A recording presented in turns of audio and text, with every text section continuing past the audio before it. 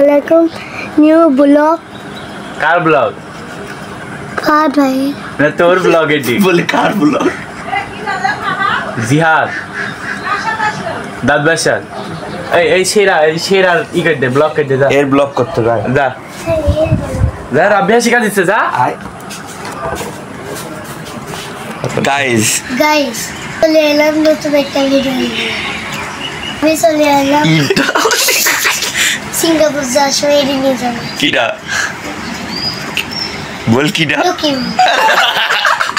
রকিবুল কিডা আমার বাপ